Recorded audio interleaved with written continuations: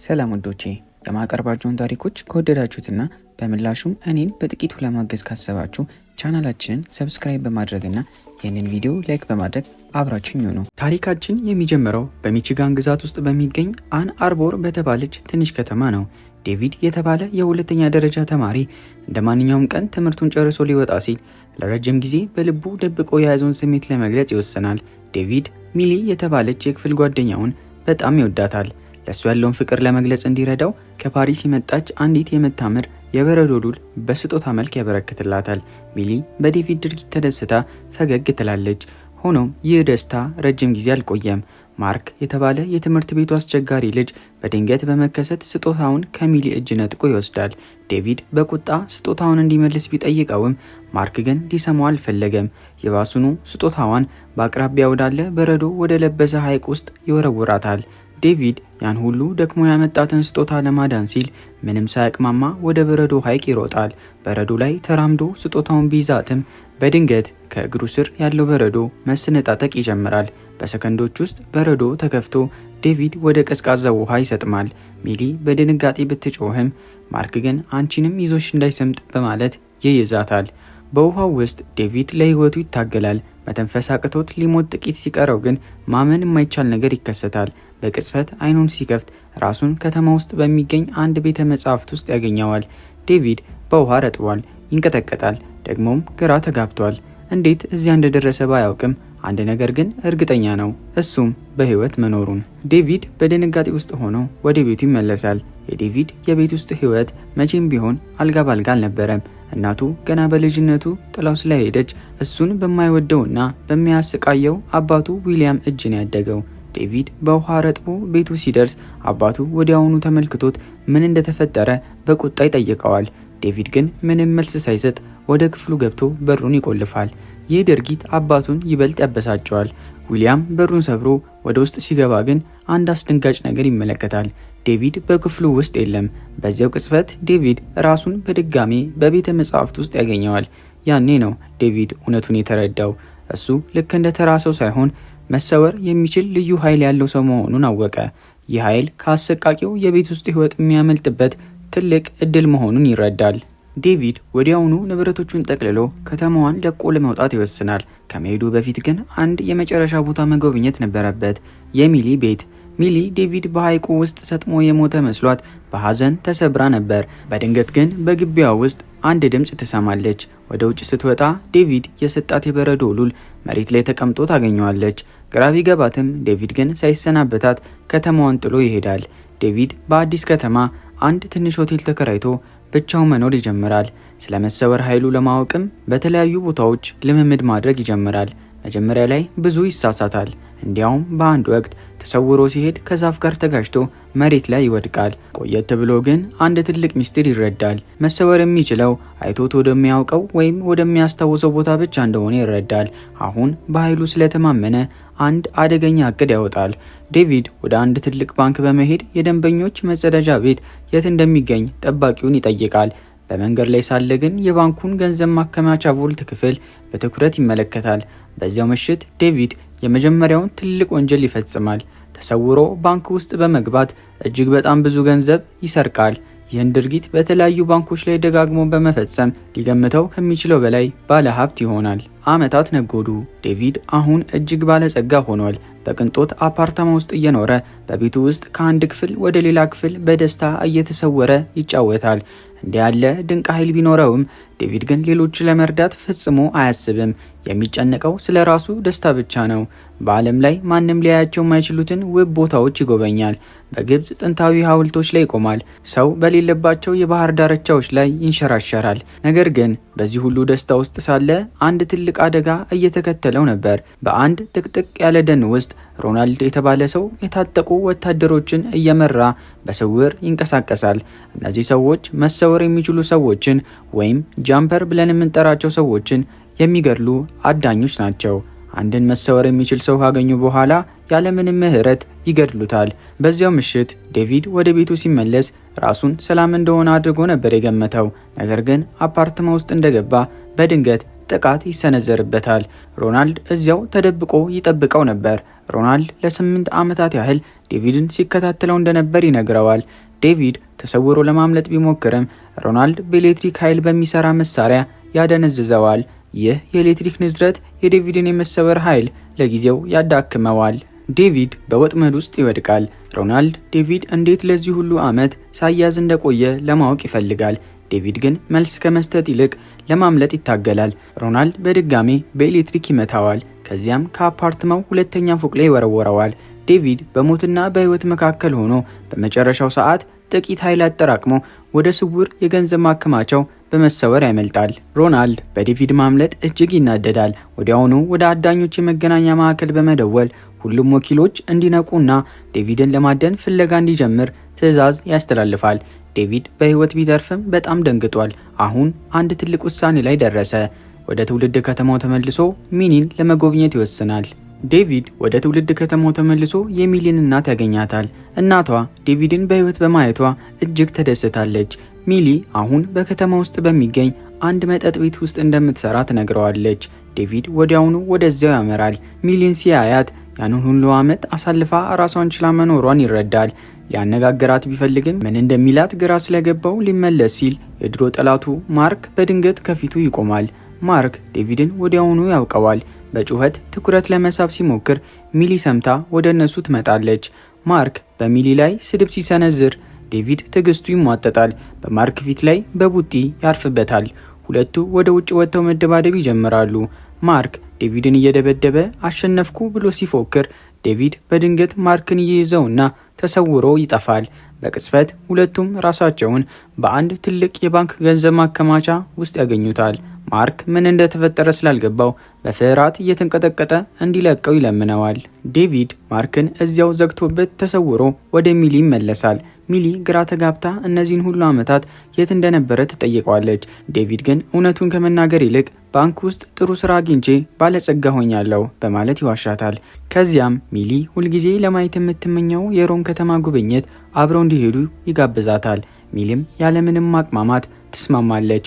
ብዙም ሳይቆይ ሁለቱም ሮም ይደርሳሉ። በዚህ መሃል ግን ሮናልድ የዴቪድን ፍለጋ አላቆመም። ፖሊስ ጣቢያ በመሄድ ማርክን ይጠይቀዋል። ማርክም ዴቪድ ከሚሊ ጋር ወደ ሮም መብረሩን ይነግረዋል። ሮናልድ አሁን ኢላማው የት እንዳለ አውቋል። ሮም ውስጥ ዴቪድና ሚሊ የታዋቂውን የኮሎሲየም ስፍራ ለመጎብኘት ቢሄዱም ቦታው ተዘግቷል ይባላሉ። ዴቪድ ግን ማንም ሳያየው በሩን ከፍቶ ሚሊን ይዟት ይገባል። ሁለቱም ብቻቸውን በታሪካዊ ቦታ ውስጥ ሲዘዋወሩ ግሪፊን የተባለ ሚስጥራዊ ወጣት ከላይ ሆኖ በትኩረት ይመለከታቸዋል። ግሪፊን ራሱን ለዴቪድ ያስተዋውቃል። እሱም እንደ ዴቪድ መሰወር የሚችል ወይም ጃምፐር መሆኑን ይገልጽለታል። ዴቪድ በድንጋጤ ውስጥ ሆኖ እንዴት ሊሆን ይችላል ብሎ ይጠይቃል። ግሪፊን ግን የመለሰው መልስ አስፈሪ ነው። መሰወር ብንችልም መቼም ቢሆን ደህንነታችን የተጠበቀ አይደለም። አዳኞች ሁል ጊዜ ይከታተሉናል። በኮሎሲየም ውስጥ ግሪፊን እና ዴቪድ እያወሩ ሳለ በድንገት ሁለት የታጠቁ አዳኞች ይከሰታሉ። ዴቪድ ለማዳን ወደ ላይኛው ክፍል ቢሰወርም በአንዱ አዳኝ ወጥመድ ውስጥ ይወድቃል። ግሪፊን ግን አይፈራም። በያዘው የቤዝቦል ዱላ አዳኞቹ መምታት ይጀምራል። ሚሊ አደጋ ላይ መሆኗን የተረዳው ግሪፊን በከፍተኛ ፍጥነት ከአንዱ ቦታ ወደ ሌላው እየተሰወረ አዳኞቹን ያጠቃቸዋል። አንዱን አዳኝ ግድግዳ ላይ ሲያጋጭ፣ ሌላኛውን ደግሞ ከከፍታ ላይ በመወርወር ድል ያደርጋቸዋል። ከውጊያው በኋላ ግሪፊን እውነቱን ይነግረዋል። እነዚህ አዳኞች ፓላዲንስ ይባላሉ። ዓላማቸውም በምድር ላይ የሚገኙ ማንኛውም መሰወር የሚችሉ ሰዎችን አድኖ ማጥፋት ነው። ግሪፊን ሚስጥሩ ስለተጋለጠ በፍጥነት ከአካባቢው ይሰወራል። ዴቪድም የሚሊን ደህንነት ለመጠበቅ ቢሞክርም የሮም ፖሊሶች በድንገት ደርሰው ሁለቱንም በቁጥጥር ስር ያውሏቸዋል። ፖሊስ ጣቢያ ውስጥ ሚሊ ዴቪድን እንዲለቁት ብትለምንም ፖሊሶቹ ግን ሊሰሟት አልፈለጉም። ዴቪድ በምርመራ ክፍል ውስጥ ብቻውን ሆኖ ሳለ ማመን የማይቻል ነገር ይከሰታል። ከዓመታት በፊት ጥላው የጠፋቸው እናቱ ሜሪ በፊቱ ትቆማለች። ሜሪ በዝምታ የዴቪድን ካቴና ትፈታለች። ነገር ግን የምትሰጠው ማስጠንቀቂያ አስፈሪ ነው። አሁኑኑ ከዚህ ውጣ፣ ሚሊንም ይዛሃት እንዳትሄድ፣ ካልሆነ ግን ትገደላለች ትለዋለች። ዴቪድ ግራ ተጋብቶ እናቱን ሊከተላት ቢሞክርም አንድ ፖሊስ ሊይዘው ይሮጣል። ዴቪድ ፖሊሱን በቅጽበት ይይዘውና ግብጽ ውስጥ በሚገኝ አንድ ሐውልት ላይ ጥሎት ወዲያውኑ ወደ ጣቢያው ይመለሳል። ሚሊን ይዞ ከከተማዋ በፍጥነት መውጣት እንዳለባቸው ይነግራታል። ሚሊ ዴቪድ ለምን እንዲህ እንደሚሆን ባይገባትም ሁለቱም እቃቸውን ጠቅልለው ወደ አየር ማረፊያ ይሮጣሉ። ነገር ግን ዴቪድ ሚሊን ከሱ ጋር መውሰድ አደጋ እንደሆነ ይረዳል። ስለዚህ ለሚሊ አብሬሽ መሄድ አልችልም በማለት ይነግራታል። ሚሊ በሐዘን ተሰብራ ብቻዋን ወደ አውሮፕላን ስትገባ ዴቪድ ግን አሁንም በአደጋ ውስጥ መሆኑን ያውቃል። በዚህ መሃል ሮናልድ የዴቪድ አባት ቤት በመሄድ ስለ ዴቪድና ስለ እናቱ መጠየቅ ይጀምራል። የዴቪድ አባት እናቱ ዴቪድ የ5 ዓመት ልጅ እያለ ጥላው እንደሄደች ይነግረዋል። በሌላ በኩል ደግሞ ግሪፊን በቤቱ ውስጥ ተቀምጦ የገደለውን አዳኝ ሬሳ እያየ ቪዲዮ ጌም ይጫወታል። ዴቪድ በድንገት ግሪፊን ቤት በመከሰት ለምንድነው የምንታደነው በማለት ጥያቄ ያቀርብለታል። ግሪፊን ለዴቪድ ጥያቄ የሚሰጠው መልስ እጅግ ዘግናኝ ነው። መሰወር የሚችሉ ሰዎችን የማደን ተግባር የጀመረው ገና በመካከለኛው ዘመን መሆኑን ይነግረዋል። እነዚህ ፓላዲንስ የተባሉ አዳኞች መሰወር የሚችሉ ሰዎች መኖር የለባቸውም የሚል ጠማማ እምነት አላቸው። ይባስኑ አንድን መሰወር የሚችል ሰው ለመያዝ ሲሉ መላው ቤተሰቡን ከመግደል እንደማይመለሱ ግሪፊን ይገልጽለታል። ይህንን የሰማው ዴቪድ በድንጋጤ ተውጦ ወዲያውኑ ወደ አባቱ ቤት ይሰወራል። ነገር ግን እዚያ ሲደርስ ልቡ በሐዘን ይሰበራል። አባቱ በሕይወት የለም። ዴቪድ ጊዜ ሳያጠፋ አባቱን በኃይሉ ተጠቅሞ ወደ ሆስፒታል ይወስደዋል። በነገታው ወደ ግሪፊን ቤት ሲመለስ ግሪፊን ሌላ አዳኝ ገድሎ አትላንቲክ ውቅያኖስ ውስጥ ለዶልፊኖች እንደጣለው ይነግረዋል። ዴቪድ አሁን ሮናልድን አግኝቶ ሚሊ ለመጠበቅ እንዲረዳው ግሪፊንን ይለምነዋል። ግሪፊን ግን ሮናልድ ካንተ በላይ አደገኛ ነው በማለት ያስጠነቅቀዋል። ዴቪድ ግን ሮናልድ በሕይወት እስካለ ድረስ ሚሊ መቼም ሰላም አታገኝም በማለት አብረው እንዲሰሩ ይለምነዋል። ግሪፊን አሻፈረኝ ቢልም ዴቪድ ግን የግሪፊንን የመሰወር ፈለግ በመከተል እስከ ጃፓን ዋና ከተማ ቶኪዮ ድረስ ይከተለዋል። በቶኪዮ የንግድ ጎዳናዎች ላይ ዴቪድ ግሪፊንን ለማሳመን ይሞክራል። አብረን ከሆንን ማንም አያቆመንም፣ ሮናልድንም እናጠፋዋለን ይለዋል። በመጨረሻም ግሪፊን የዴቪድን እልህ አይቶ ሚሊን ለመፈለግ ለመርዳት ይስማማል። ነገር ግን ወደ አየር ማረፊያ ሲሰወሩ የሚሊ አውሮፕላን ካረፈ ከ1 ሰዓት በላይ መሆኑን ይረዳሉ። ወዲያውኑም ይከፋፈላሉ። ግሪፊን መሳሪያዎቹን ለመውሰድ ሲሄድ ዴቪድ ደግሞ ወደ ሚሊ ቤት ይሮጣል። ሚሊን ሲያገኛት እውነቱን ይነግራታል። ባንክ ውስጥ አልሰራውም፣ ህይወቴ አደጋ ላይ ነው በማለት አብረው እንድትሄድ ይለምናታል። በዚያው ቅጽበት ግን ዴቪድ የአደጋ ስሜት ይሰማዋል። ሮናልድ ደርሷል። ዴቪድ ሳይዘገይ ራሱንና ሚሊን ወደ ግሪፊን ምስጢራዊ መደበቂያ ይሰውራቸዋል። ብዙም ሳይቆይ ግን የአዳኞች ቡድን ግሪፊን ቤት ሰብረው ይገባሉ። ሮናልድ በቴክኖሎጂ የታገዘ ልዩ መሳሪያ በመጠቀም ዴቪድ የተሰወረበትን በር በድጋሚ ይከፍተዋል። አሁን አዳኞቹ ወደ ግሪፊን መደበቂያ መግቢያውን አግኝተዋል። የፓላዲንስ አዳኞች ቡድን በግሪፊን መደበቂያ ውስጥ ሰብረው በመግባት አካባቢውን መበጥበጥ ይጀምራሉ። ዴቪድና ግሪፊን ከወፍራም የኮንክሪት አምዶች ጀርባ ተደብቀው እንዳይታዩ ይጥራሉ። ነገር ግን በዚህ ውጥረት ውስጥ ሳለ ዴቪድ በድንገት የአንድ ሴት ፎቶ ግድግዳው ላይ ተመልክቶ ይደነግጣል። ያ ፎቶ የገዛ እናቱ የሜሪ ነበር። ይህ አጭር የትኩረት መሳብ ዋጋ ያስከፍለዋል። አንዱ አዳኝ ዴቪድን ወዲያው ያየዋል። ሮናልድም በኤሌክትሪክ ወጥመድ ዴቪድን ይይዘዋል። ዴቪድ መሬት ላይ ወድቆ እየተሰቃየ ሳለ ሮናልድ ሊገድለው ቢላውን ያነሳል። ዴቪድ ለምንድን ነው የምታድኑን? ምን አጥፍተናል? ብሎ በስቃይ ይጠይቀዋል። ሮናልድ ግን መሰወር የሚችሉ ሰዎች በመጨረሻ በኃይላቸው ይበላሻሉ፣ ለሰው ልጅም ስጋት ይሆናሉ በማለት በጭካኔ ይመልስለታል። ዴቪድ ሊገደል ጥቂት ሲቀረው ግን ግሪፊን የእሳት ሽጉጥ መሳሪያውን ተጠቅሞ አዳኞቹን ያጠቃቸዋል። አዳኞቹ ወደ ኋላ እንዲያፈገፍጉ በማድረግ የዴቪድን ሕይወት ያተርፋል። ነገር ግን ሮናልድ በቀላሉ እጅ አልሰጠም። በድጋሚ ጥቃት በመሰንዘር ግሪፊንን በኤሌክትሪክ ገመድ ይይዘዋል። ሮናልድ አሸናፊ መሆኑን ለማሳየት አንድ አስደንጋጭ ሚስጥር ለግሪፊን ይነግረዋል። የግሪፊንን ቤተሰቦች የገደለው እሱ ራሱ ሮናልድ መሆኑን ይገልጽለታል። ይህን የሰማው ግሪፊን በከፍተኛ ቁጣ ይፈነዳል። ከመቼውም ጊዜ በላይ በኃይል በመሰወር ሮናልድን እየደበደበ በዋሻው ግድግዳ ውስጥ አሳልፎ ወደ ውጭ ይወረውረዋል። ሚሊ በዚህ ሁሉ መሃል ተደብቃ ዴቪድን ትፈልጋለች። ግሪፊን ግን በቁጣው አልበረደም። ከለንደን ከተማ አንድ ትልቅ አውቶቡስ ተሰውሮ በማምጣት በረሃው ውስጥ በሚገኘው የአዳኞቹ መሰረት ላይ ይለቀዋል። አውቶቡሱ መሰረቱን ሲያደቀው ሮናልድ ግን አሁንም በህይወት ይተርፋል።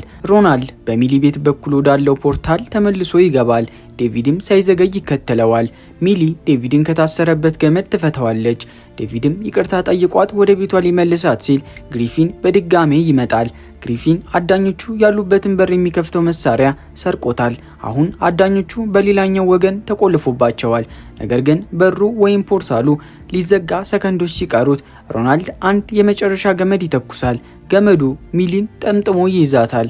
ወደ ሌላኛው ወገንም ይጎትታታል። ሚሊ በሮናልድ ገመድ ተስባ ወደ ሌላኛው ወገን ስትወሰድ ዴቪድ በድንጋጤ ይጮሃል። ሚሊን ለማዳን ወደ ቀዳዳው ሊገባ ሲል ግን ግሪፊን ይይዘዋል። ግሪፊን አሁን እጅግ አደገኛ የሆነ እቅድ አውጥቷል። ፓላዲንስ የተባሉ አዳኞች ሁሉ በሚሊ ቤት ተሰብስበው ስላሉ ቤቱን በሙሉ በቦምብ ለማጋየት ይወስናል።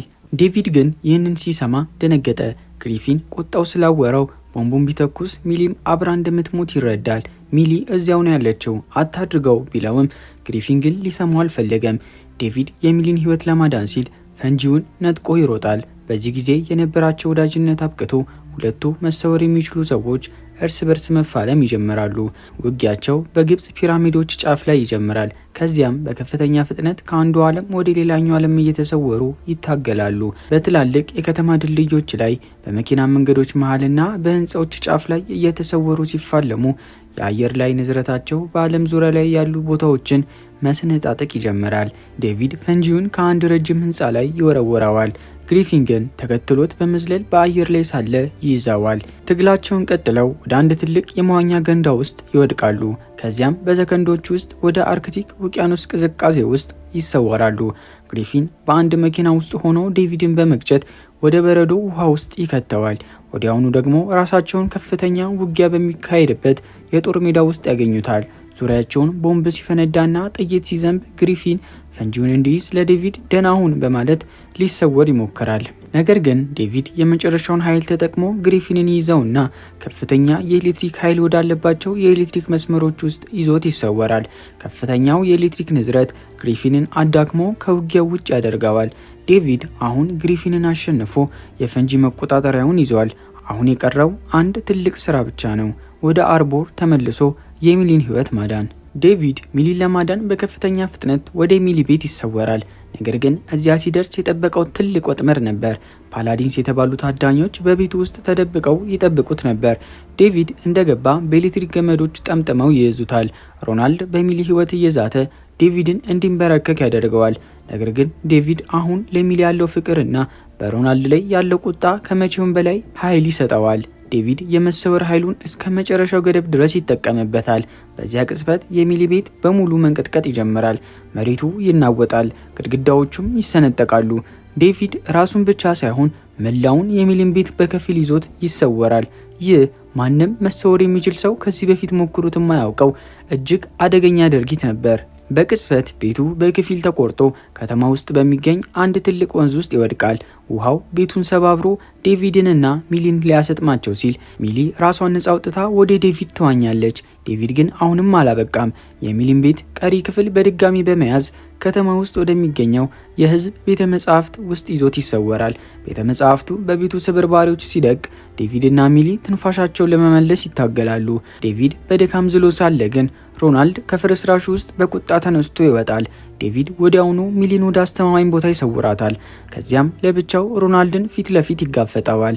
ሮናልድ አሁንም ዴቪድን ለመግደል ቢሞክርም ዴቪድ ግን ከሱ በላይ መሆኑን አሳይቶታል።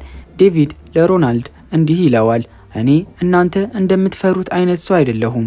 ዴቪድ ሮናልድን ከመግደል ይልቅ ሌላ ቅጣት ይመርጥለታል። ሮናልድን ይይዘውና በዓለም ላይ ማንም ከሌለበት አንድ ግዙፍ በረሃ መሃል ይዞት ይሰወራል። ሮናልድን እዚያ በረሃ ውስጥ ብቻውን ጥሎት በሰላም ወደ ሚሊ ይመለሳል። አሁን ትልቁ አደጋ አልፏል። ነገር ግን ዴቪድ ገና ያልመለሰው አንድ ትልቅ ጥያቄ ይቀረዋል። እሱም እናቱ ለምን ጥላው እንደሄደች ማወቅ ነው። ከጥቂት ቀናት በኋላ ዴቪድ እናቱ ሜሪን ፈልጎ ያገኛታል። በመጨረሻም ያንን ለዓመታት ሲያሰቃየው የነበረውን ጥያቄ ያቀርብላታል። ለምን ጥለሽኝ ጠፋሽ? ሜሪም እውነቱን ትነግረዋለች። እሷ ራሱ የፓላዲን አዳኝ ነበረች። ዴቪድ ገና የ5 ዓመት ልጅ እያለ መሰወር የሚችል መሆኑን ስታውቅ የገዛ ልጇን እንድትገድል በሚመጣባት ትዕዛዝና በልጇ ፍቅር መካከል ተጨነቀች። ልጇን ላለማጥፋት ስትል ግን ዘላለም ጥላው ለመጥፋት ወሰነች። ሜሪ ለዴቪድ አሁንም ቢሆን ጥንቃቄ እንዲያደርግና ሌላ እድል እንደምትሰጠው ትነግረዋለች። ዴቪድ አሁን ከቤተሰቡ ሚስጥር ጋር ሰላም አውርዷል። አደጋው አብቅቶ ዴቪድና ሚሊ በድጋሚ ተገናኝተዋል። አሁን ሁለቱም ነፃ ናቸው። አብረውም ዓለምን ለመዞር አዲስ ጉዞ ይጀምራሉ። ታሪካችንም በዚህ ይጠናቀቃል። የዛሬው የታሪክ ትንታኔያችን ይህንን ይመስል ነበር። ዴቪድ ያገኘው ይህ አስደናቂ የመሰወር ኃይል በእውነት የሚያስቀና ነው። እስቲ ራሳችሁን በዴቪድ ቦታ አድርጋችሁ አስቡት። እናንተ እንዲህ ያለ በፈለጋችሁበት ቅጽበት የመሰወር ኃይል ቢኖራችሁ መጀመሪያ ምን ታደርጉ ነበር? የትስ ትሄዱ ነበር? በኮሜንት መስጫው ላይ ሀሳባችሁን አካፍሉን። ይህ ቪዲዮ ከተመቻችሁ ላይክ ማድረጋችሁን እንዳትረሱ። እንዲህ ያሉ አጓጊ የፊልም ታሪኮችን በየቀኑ ለማግኘት ደግሞ ቻናላችንን ሰብስክራይብ በማድረግ የደውል ምልክቷን ተጫኑ። ስለተከታተላችሁን እናመሰግናለን። በሚቀጥለው ቪዲዮ እስከምንገናኝ ቸር ሰንብቱ።